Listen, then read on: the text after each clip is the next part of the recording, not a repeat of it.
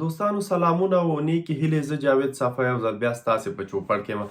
د نن ورځې موضوع دا ده، راځئ چې پې خبرې وکړو او لږ معلومات تاسو ته درکړمه چې هغه خلک چې دلته تقریبا د 4-5 کالو نه په یو شرکت کې په یوه برخه کې کار کوي، لکه لوجستیکي برخه ده، که نورې کومې برخې دي لکه الکترونیک، لکه میټال چې ورته وایي میټال باو.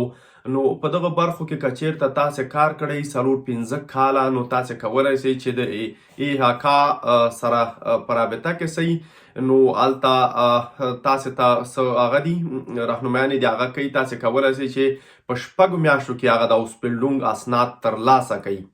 نو تاسې باید دا کار د خپل شرکت سره هم په همغږۍ کې وکوئ. هغه کومه برخه کې چې کار کوئ تاسې باید هلته لاړ شئ، د خپل رئیس سره خبره وکوئ، ورته وایئ چې ما په دې برخه کې دغه تقریبا 15 کاله یا 4 کاله کار کړی ده، که نه اصلا کې خو 2 کاله هغه دي بسنه کوي چې تاسې 2 کاله په هغه برخه کې له دی سره کار کړی. نو بیا کولی شئ چې تاسې د ایهاکا سره په رابطه کې سئ، هغوی تاسو ته رهنمایګانې کوي. تاسې باید خپل ځان آماده کوئ او 6 میاشتې د آمادګۍ هغه دي کورسونه دي.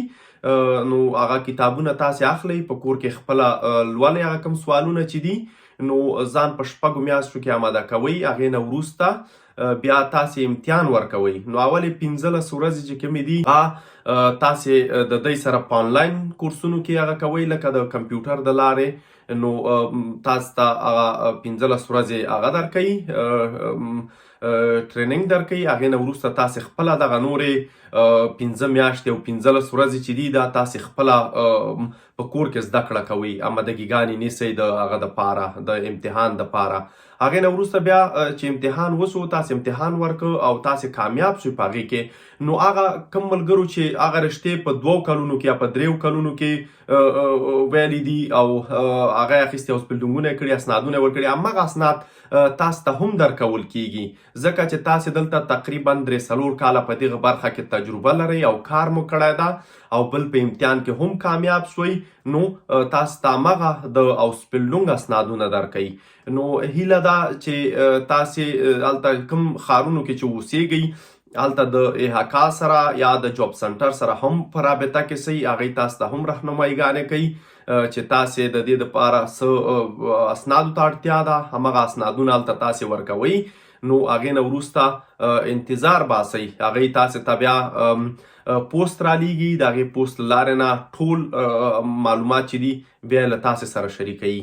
نو دغه لنډ معلوماتو چې ما له تاسو سره شریک کړل، نو هیله ده چې چینل هم در سره سبسکرایب کړئ، له نورو ملګرو سره هم شریک کړئ. که بیا هم په دغه اړه باندې پوښتنې لرئ یا نور معلوماتو ته اړتیا لرئ، په جرمني کې که ژوند کوئ، نو کولی شئ چې په لاندې کومنټونو کې راڅخه پوښتنه وکوئ. نو زه به د کره معلوماتو په بنسټ تاسو ته ځوابونه درکړمه.